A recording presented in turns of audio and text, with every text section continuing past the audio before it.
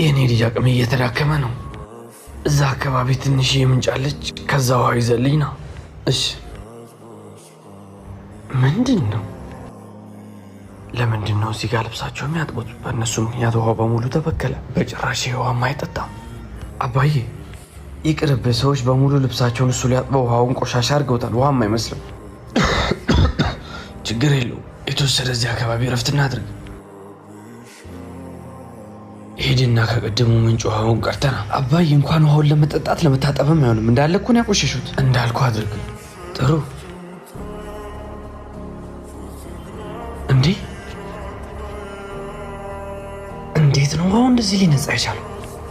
ይኸው አባቴ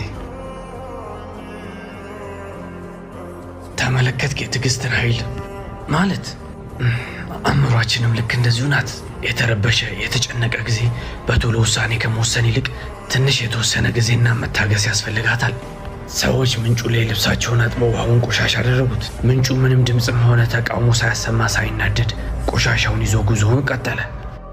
አሁን ግን ተመልከት፣ በመታገስ ውስጥ ምንጩም ሆነ እኛ ያገኘነውን ውጤት። ህይወትም ልክ እንደዚሁ ናት። ቶሎ ከመበሳጨትና ከመናደድ ይልቅ ትንሽ በመታገስ ወርቅ ማንሳት የተሻለ ነው።